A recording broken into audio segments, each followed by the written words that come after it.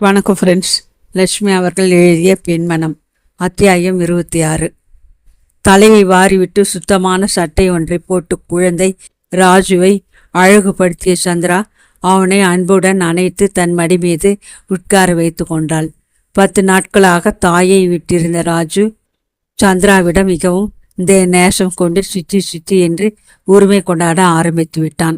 குழந்தைகளும் தெய்வமும் கொண்டாடும் இடத்தில் பாரேன், நீதான் சாதம் ஓடணும், நீதான் தலை வாரணும்னு ஆரம்பிச்சுட்டானே ராஜு என்று காமாட்சி அம்மாள் மருமகளுக்கு நற்சாட்சி பத்திரம் அளித்து விட்டாள். தன் சொந்த தாயார் ஊரிலிருந்து திரும்பி விட்டதை கூட ராஜு லட்சியம் பண்ணவில்லை. மேலும் அளமேலும் சுபாவத்தில் சுத்த சோம்பேறி. தன் பிள்ளையை சந்திரா கவலை எடுத்துக்கொண்டு குளிப்பாட்டி தலைவாரி சாதம் ஊட்டி கவனித்து கொள்வதை பார்த்து சரிதான், தொந்தரவில்லை என்று கவலையற்றிருந்தாள் அவள். ராஜுவுக்கு வயது 4 ஆகி கொண்டிருந்தது. குறுகுறுப்பான முகம் அவனுக்கு. பளிச்சென்று கேள்விகளை கேட்டுக்கொண்டும் சதா விஷமம் செய்து கொண்டிருக்கும் அவன் சுபாவத்தை கண்டு அவன் மீது சந்திராவுக்கு மகத்தான ஆசை பிறந்து விட்டது. சித்தியின் மடி மீது உட்கார்ந்திருந்த ராஜு எதிரே இருந்த நிலை கண்ணாடியில் பிரதிபிம்பம் தெரிவதைக் கண்டு, சித்தி அதப்பார், இன்னொரு சித்தி, இன்னொரு ராஜு என களிப்புடன் ஆரம்பித்தான். ராஜு காட்டிய தங்களுடைய பிரதிபிம்பங்களை சந்திரா கவனித்தாள். மடியிலே வைத்திருந்த குழந்தையின் முகம் மாறுபட்டிருந்ததை போன்ற பிரமை ஏற்பட்டது அவளுக்கு. மடியிலே வீட்டிற்கும் குழந்தைக்கு தானே தாயாகவும் ஜெகநாதன் தந்தையாகவும் இருந்தால் என்ற நினைவு ஓடியது. சிறிது நேரம் அந்த சிந்தனைகளிலேயே அசைவற்று உட்கார்ந்து விட்டாள். தனது அந்தராத்மா புனைந்த கணவன் என்று சந்திரா திடுக்கிட்டு விழித்து கொண்டாள். வெட்கமடைந்தவளாய் மடி மீதிருந்த ஓரத்தின் மகனை இறுக அணைத்து கொண்டு, 2 சித்தி 2 ராஜு இல்லையாடா, கண்ணாடிதான் நம்முடைய உருவத்தை காட்டுகிறது என்று விளக்கி கூற ஆரம்பித்தாள். ராஜு விஷயம் புரியாது விழித்தவன் மேலே பல கேள்விகளை கேட்க ஆரம்பித்தான். சந்திராவும் சலிக்காமல் பதிலளித்து கொண்டே வந்தது அவனுக்கு ஆனந்தமாக இருந்தது. சித்தி, நீ ரொம்ப நல்ல சித்தி என ஆர்வத்துடன் கூறி தன் சிறு கைகளால் அவளது கன்னத்தை வருடினான். போக்கிரி பயலே, நல்லா காக்கா பிடிக்க இந்த வயதிலேயே தெரிஞ்சு நிற்கிறியே, பேசிடுவ போ என கொஞ்சு கொண்டிருந்தவள் கணவன் வரும் காலடி சப்தம் கேட்டு குழந்தையை கீழே இறக்கிவிட்டாள். ஜெகநாதன் உள்ளே நுழைந்தவன் மிக்க களைப்புடன் தோன்றினான். அரும்பருமாக அவன் நெற்றி மீது படிந்திருந்த வியர்வியை கண்ட சந்திராவின் மனம் நிகழ்ந்தது. களைத்து வீடு திரும்பும் தன் கணவனுக்கு இத்தனை நாளாக தான் அளித்த சுகம் என்ன என்று தன்னையே நொந்து கொண்டாள். தோப்பென்று சோறு மிகுதியால் உட்கார்ந்து கொண்ட ஜெகநாதன், சந்திரா, நாளை இரவு நான் ஆஃபீஸ் விஷயமாக சென்னைக்கு போக வேண்டும், வர 2 வாரங்களாகும் என்றான். என்ன விஷயமாக சென்னைக்கு போக வேண்டும் என்று விசாரித்து தெரிந்து கொள்ள வேண்டும் என்ற ஆவலினால் சந்திரா துடித்தாள். ஆனால் அதுவரை அவள் ஜெகநாதனிடம் பழகி வரும் முறை நினைவுக்கு வரவே அவனது வாழ்க்கை ரகசியங்களை பகிர்ந்து கொள்ள தனக்கு உரிமை ஏது என்றே தோன்றியது. ஆகவே அதை விட்டுவிட்டு துணிவு மிக்க குரலில், உங்களுக்கு வேண்டிய சாமான்களை சொல்லுங்கள், பெட்டியில் தயாராக எடுத்து வைக்கிறேன் என்றாள். ஜெகநாதன் அவள் முகத்தை கூர்ந்து ஒரு நிமிஷம் நோக்கினான். முகத்திலே பிரதிபலித்த உணர்ச்சியின் வேகத்தை அவன் அறிந்து கொண்டு விட போகிறானோ என்ற பயத்தில் சந்திரா சற்றென்று தலையை கவிழ்த்து கொண்டாள். என் விஷயங்களை பற்றி உனக்கு என்ன தெரியும்? நான் தான் எடுத்து வைத்து கொள்ள வேண்டும். ஏக்கம் துணிக்கும் குரலில் ஜெகநாதன் பகர்ந்ததை கேட்ட சந்திரா மனம் புண்பட்டவளாய், தெரிந்தவரை நானே செய்கிறேன், நீங்கள் சிரமப்பட வேண்டாம் என பளிச்சென்று பதிலளித்தாள். ராஜு, சித்தப்பா கிட்ட உட்கார்ந்து விஷமம் பண்ணாமல் என குழந்தையிடம் கூறிவிட்டு மற்ற காரியங்களை கவனிக்க ஆரம்பித்தாள். மறுநாள் பொழுது விடியும் போதே வீட்டில் ஏக அமர்க்கலம். சமையல்கார அம்மாள் சேஷியை தேல் ஒன்று கொட்டிவிடவே அதனால் அந்த அம்மாள் கூக்குரலிட்டு கொண்டிருந்தாள். காலை காஃபி போட்டாக்க வேண்டும் என்ற கவலையினால் 2 நாளாக தள்ளவில்லை என குறை சொல்லி கொண்டிருந்த காமாட்சி அம்மாள் அடிக்கு ஒரு தடவை முழங்காலை தடவி கொண்டு சமையல் கட்டில் இங்கும் அங்கும் வகை தெரியாது சுற்றி வந்தாள். அந்த பக்கம் வந்த பாலகிருஷ்ணன், ஏமா உன்னால் முடியாவிட்டால் போகட்டும். அவளுக்கு கூட தலைவலியாம். ஏன் நீங்கள் எல்லாம் கஷ்டப்படணும்? ஹோட்டலிலிருந்து இன்னைக்கு எல்லாம் தெரிவித்து கொண்டால் போச்சு என்றான். ஜெகநாதன் அன்றிரவு சென்னைக்கு பிரயாணமாகிறான். ஊருக்கு போகும் தினத்தென்று அவனுக்கு வீட்டில் சாப்பாடு இல்லை என்றால் வெட்கக்கேடு என வெகுண்ட சந்திரா தனிவான குரலில் கறந்த பாலும் டிகாஷனும் வீணாக போக ஹோட்டலில் காப்பி வாங்குவாங்களா? வேண்டாம், நான் இன்று எல்லாம் கவனித்துக் கொள்கிறேன் என்று மைத்துனன் காதில் படும்படி மாமியாரிடம் கூறினாள். பாலகிருஷ்ணன் பதில் பேசாது மாடி பக்கம் சென்றவன் ஊஞ்சலில் படுத்து கொண்டிருந்த அலமேலுவை நோக்கி கோபத்துடன், நீயும் தான் கூட போய் ஒத்தாசை செய்யேன். அவளே இன்னைக்கு சமைக்க போறாளாம். நீ பேசாமல் இருந்தா நன்னா இருக்காது என்று கடிந்து கொண்டான். என்னால் இந்த வீட்டுக்கு சமைச்சு கொட்ட முடியாது. அவள் வேண்டுமானால் செய்யட்டும், எனக்கு தலைவலி, மண்டையை பிழைக்கிறது என பிடிவாதமாக மறுத்த அலமேலு ஊஞ்சலில் நின்று அசையவில்லை. உதட்டை பிதுக்கிவிட்டு பாலகிருஷ்ணன் அங்கிருந்து சென்றான். மாமியார் கூட மாட செய்த ஒத்தாசைகளையும் நிராகரித்துவிட்டு சந்திரா குதூகலமாக சமையல் செய்யும் பொறுப்பு முழுவதையும் ஏற்றுக்கொண்டு முனைந்தாள். ஜெகநாதனுக்கு பிடித்தவை உருளைக்கிழங்கு கறி, டொமேட்டோ ரசம், முருங்கைக்காய் சாம்பார் என்பது அவளுக்கு மனப்பாடம். ஆதலால் தனது சமையல் திறமை முழுவதையும் வெளிக்காட்டி மிக்க ஜாக்கிரதையுடன் ஒவ்வொன்றையும் தயாரித்தாள். புருஷர்கள் எல்லோரும் சாப்பிட வந்துவிட்டதும் அலமேலுவும் தன் கணவன் தூண்டுதலின் மேல் வேண்டாவிருப்பாக ஓரக்கத்திற்கு பரிமாறுவதில் உதவி செய்ய சமையல் கட்டின் பக்கம் வந்தாள். வேண்டாம், நானே கவனித்துக் கொள்கிறேன். நீங்கள் ராஜாவுக்கு சாதம் போடுங்கள்.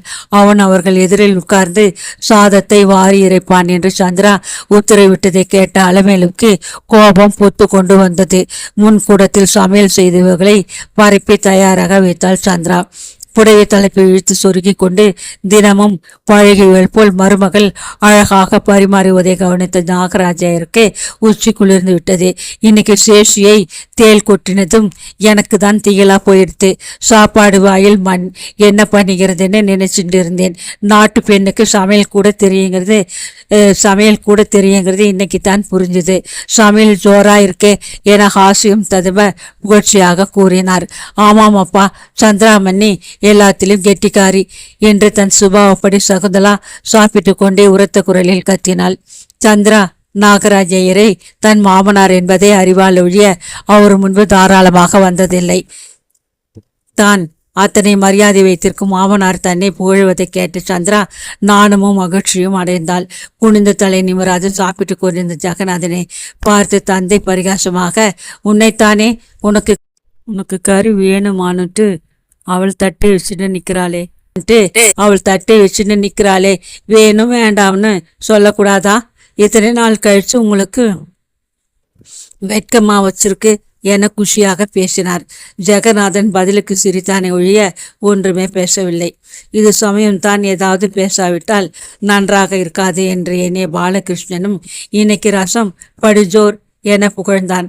ஆனால் சமையல் கட்டின் வாயில் படியில் நின்று கொண்டிருந்த அலமேலுவின் கண்களில் எழுந்த கோப கனலை கண்டதும் பயந்தவனாய் அத்தோடு நிறுத்தி கொண்டான். அன்று முழுதும் கணவனுக்கு செய்த சுசுருஷிகளில் மனமகிழ்ந்த சந்திரா தான் ஏதோ பெருங்கோட்டை ஒன்றை கட்டிவிட்டதாக இன்பமடைந்தாள். ஜெகநாதன் மாடிக்கு வந்த பொழுது தயாராக பெட்டி படுக்கைகள் கட்டப்பட்டு வைத்திருப்பதைக் கண்டு ஆச்சரியமடைந்தவனாய் அதில் எல்லாம் இருக்கின்றனவா என்று பார்க்க முயற்சித்தான்.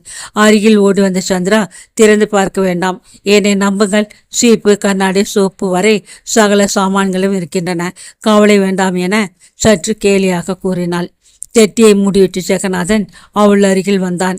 அவனது இதயம் திக் திக்கென அடித்து கொண்டது. அவளது இரு கரங்களையும் சட்டென பிடித்து கொண்டு, சந்திரா, நீ ஒரு இனிய குணம் வாய்ந்த பெண்.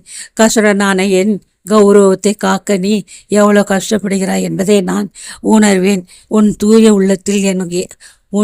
உள்ளத்தில் எனக்கு இடமளிப்பது தகாதுதான் என்றான் உணர்ச்சியுடன்.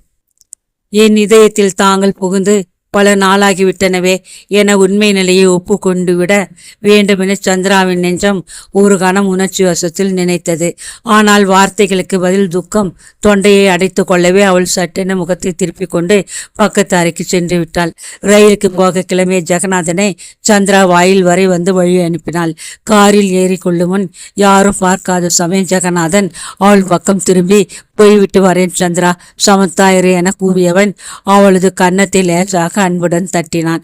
துக்கம், இன்பம் முதலிய பல உணர்ச்சிகள் ஒரே முட்டாக தன்னை தாக்கவே சந்திரா பேச சக்தியற்று அவன் கார் மறைவு மட்டும் பொம்மையை போல் செயலற்று நின்று கொண்டிருந்தாள். வாழ்வின் இன்பத்தையே ஜெகநாதன் பிரிவால் இழந்துவிட்டதை போன்றதொரு ஏக்கம் தன்னுடைய நெஞ்சை அமுக்குவதை சந்திரா அப்போது உணர்ந்தாள். அத்தியாயம் 27. சில நாட்களாக தனது கணவன் ராமநாதன் சரியாக முகம் கொடுத்து பேசாமல் சதா சிந்தனையிலேயே ஆழ்ந்திருப்பதை கவனித்தாள் அம்புஜம். ஏன் ஒரு மாதிரி இருக்கிறீர்கள் என்று அவள் வருத்தி கேட்பதற்கெல்லாம் ராமநாதன் பதில் அளிப்பதே கிடையாது. ஒன்றுமில்லை என மழுப்பி விடுவான். அது அம்புஜத்தின் மனதை நோக செய்தது. ஏதாவது உத்தியோக விஷயமான வேலையாக இருக்குமோ என்று பல தடவைகளில் தன்னையே தேற்றிக் கொண்டிருந்தாள். வாழ்க்கை என்பது ரோஜா இதழ்களால் நிறைந்த மிருதுவான பாதை என்று கனவு கண்டு கொண்டிருந்த அம்புஜத்திற்கு அதில் முட்களும் நிறைந்திருக்கும் என்ற உண்மை அப்போதுதான் புலப்பட்டது. செல்வத்திலே புரண்டு கொண்டு ஏழ்மை என்பதையே அறியாத அவள் தான் செய்த பூஜா பலத்தின் மகிமையால் நற்குணங்களின் உருவான கணவனை அடைந்தோம் என இருமாப்பு கொண்டிருந்தாள். அவனது தூய்மையான குணம் வேறு ஒருவருக்கும் இல்லை என்று அவனை தனது இதய பீடத்தில் மிக்க உயரத்தில் வைத்து பூஜித்து வந்தாள். இலட்சியம் என்பது கை கூடாத வஸ்து. அதை குறித்து கட்டும் ஆகாய கோட்டைகள் வீண். முடிவில் மனிதன் லட்சியத்தை அடையாது தோல்வியின் துன்பத்தில் ஒரு சாந்தத்தின் நிலையை அடைகிறான் என பலர் சொல்வதை கேட்டிருந்தாள் அம்புஜம். தன் கணவன் விஷயமாக அவள் கட்டியிருந்த லட்சியங்கள் வாழ்க்கையின் உண்மைக்கு விரோதமாக கிட்டிவிட்டது அவளுக்கு கரை காணாத ஆனந்தமாக இருந்தது. அவள் கற்பனை கணவன் ஸ்தானத்தில் அமர ராமநாதனுக்கு சகல அம்சங்களும் இருந்தன. ராமநாதன் ஆரம்பித்த சொர்க்க வாழ்க்கையின் முடிவை திடீரென்று அவள் சமீபத்து விடுவாள் என்று கனவில் கூட நினைக்கவில்லை. அம்புஜத்தின் மனதில் ராமநாதனுக்கு தெரியாத ரகசியங்கள் ஒன்றுமில்லை. ஆனால் அவனோ அவளுக்கு தெரியாத ஏதோ ரகசியம் ஒன்றை மறைத்து வைக்க முயல்கிறான். இல்லாவிடில் சதா பிரகாசமாயிருக்கும் அவன் வதனம் கழு எழுந்திருப்பதற்கும் சாந்த சொரூபியான அவன் சின்ன விஷயங்களுக்கெல்லாம் ருத்ரமுத்திரியாவதற்கும் காரணம் என்னவாயிருக்கும்? தன்னிடம் கூட மனம் விட்டு சொல்லக்கூடாத அந்த ரகசியம் என்ன? எதை பற்றியதாக இருக்கும்? ஏன் அவளிடமிருந்து மறைக்க வேண்டும்? இதை கண்டுபிடிக்க அவள் பிரயாசை எடுத்துக்கொண்டாள். யோசித்து நொந்த அவள் கடைசியில் ஒரு முடிவிற்கு வந்தாள். அன்று அவனிடம் எப்படியாவது பேசி விஷயத்தை கிரகித்து விடுவது என்பதுதான் அவள் தீர்மானம். அந்த தீர்மானத்துடன் அவள் அன்று ராமநாதனின் அறையின் பக்கம் வந்ததுமே திடுக்கிட்டாள். அவ்வறையிலிருந்து எங்கேயோ அவளுக்கு பழக்கமான ஒரு பெண் குரல் வந்து கொண்டிருந்தது. அதற்கு அவள் கணவன் பதில் சொன்னதும் சவிஷ்டமாக காதில் விழுந்தது. ஹேமலதா, நீ நல்ல பெண் தானே, நான் சொல்வதை கேள் என கொஞ்சம் குரலில் அவளுடைய கணவன் கூறியதை கேட்டதுமே அம்புஜத்திற்கு தலை கிறுகிறுத்தது. அதற்கு ஹேமலதா பதில் கூறியது ஒன்றும் காதில் விழவில்லை. அவளுடைய மோகன சிரிப்பானது தனது வாழ்க்கையை தகர்க்கும் இடியென வெறுத்த அம்புஜம் துக்கம் தாளாதவளாய் திரும்பி ஓடினாள். தொப்பென படுக்கை மீது விழுந்த அவளுக்கு துக்கம் தாழ முடியவில்லை. அவளது கற்பனை உலகில் ஹேமலதாவின் மயக்கம் தரும் வடிவத்தையும் அவளது வஞ்சக புன்னகையில் ராமநாதன் சொக்கி நிலை தடுமாறுவதையும் மானசீகமாக சித்தரித்து கொண்டு மனம் சுக்கலாக வெடிக்கும்படி அழுதாள். ஹேமலதாவை வீட்டிற்குள் கூட விடக்கூடாது என்று தனக்கு தடை உத்தரவு போட்ட கணவன் அவளுடன் சரண்டமாக சம்பாஷித்துக் கொண்டிருந்தது விந்தையினும் மிக்க விந்தைதான். தனக்கு தலைவலி என சாக்கு சொல்லியே அம்புஜம் படுக்கையை விட்டு எழுந்திருக்கவில்லை. இரவு போஜனத்திற்கு பிறகு விஷயத்தை கேள்விப்பட்ட ராமநாதன் ஓடி வந்து, அம்புஜம், உனக்கென்ன உடம்புக்கு? அம்மா சொன்னாங்களே என விசாரித்தான். ஒன்றுமில்லை, தலைநோவு என புழுகி கொண்ட வறண்ட சிரிப்பொன்று சிரிக்க முயற்சித்தாள் சகதர்மணி. ராமநாதனுக்கு மேலே என்ன செய்வதென்னு விளங்கவில்லை. குறுக்கும் நெடுக்குமாக அறையில் உலாவிக் கொண்டிருந்தான். அம்புஜம் படுக்கையை நின்று எழுந்துட்கார்ந்தாள். தானே பேசுவான் ராமநாதன் என எதிர்பார்த்து ஏமாற்றம் அடைந்து முடிவில் அவளாகவே ஹேமலதாவை பற்றி கேட்டு விடுவதென தீர்மானித்தாள். அன்று வரை அவர்களிடையே அன்பை தவிர வேறு எதுவும் குறுக்கிட்டதில்லை. ஏனோ இன்று வாயை திறக்கும் முன் அவள் மனம் பயத்தினால் துடித்தது. நாக்கு முரளவும் மறுத்தது. தைரியத்தை எல்லாம் வருவித்து கொண்டு அவள் மெதுவாக, இன்று சாயங்காலம் ஆபீஸிலிருந்து சீக்கிரம் வந்து விட்டீர்களோ என்று ஆரம்பித்தாள். ஆமாம் என்று ராமநாதன் சுருக்கமாக பதிலளித்தான். புதுமையானதொரு கடுமை அந்த வார்த்தையில் துணித்ததை கண்ட அம்புஜம் பயந்து விட்டாள். மேலே எப்படி பேசுவதென அவளுக்கு விளங்கவில்லை. ஹேமலதா எதற்கு வந்தாலாம் என்று படக்கென்று கேட்டுவிட்டாள். கடைசியாக பயத்தினால் அவன் பதில் கூறும் முன் நெஞ்சு துடித்தது. மனைவியின் முகத்தை கூர்ந்து கவனித்த ராமநாதனுக்கே அவளின் விழிக்கடையில் தயாராக பெருகி நின்ற கண்ணீர் வெள்ளம் புலப்பட்டது. சட்டென அவன் வாய்விட்டு சிரித்தான். ஒரே எட்டில் அவளை அணுகி, அசடே, தலைவலி சங்கதி விளங்கிவிட்டது. அவள் பள்ளிக்கூடத்திற்கு ஏதோ பண உதவி வேண்டுமென வந்தாள். எனக்கு இஷ்டமில்லை, அதற்காக தாஜா செய்து அனுப்பினேன் என்று சொல்லிக்கொண்டே அன்புடன் அவள் முகவாயை பிடித்தான். அம்புஜத்தின் மனம் அதை கேட்டு சமாதானம் அடையவில்லை என்பது உண்மைத்தான். மிக தீவிரமாக ஒரு காலத்தில் வெறுத்த ஹேமலதாவுடன் அவன் சரளமாக பேசியதை அம்புஜம் தன் காதுகளாலேயே கேட்டாள். இருந்தாலும் நிலவின் குளுமையை நிகர்த்த அவனது ஸ்பரிசத்தின் மந்திர சக்தியில் தன் மதி மயங்கிவிட்டாள். தொட்டிலில் அழுத தன் குழந்தையை கவனிக்கும் நிமித்தம் கணவனது பிடியில் நின்று விடுபட்ட அம்புஜம் குழந்தையை சமாதானப்படுத்தி கொண்டே அதன் முகத்தை கவனித்தாள். எந்த ஏமாந்த ஸ்திரியை மோசம் செய்ய நீ பிறந்திருக்கிறாயடா போக்கிரி என்று தன் மகனை செல்லமாக தட்டி கொண்டே முணுமுணுத்தாள் அவள்.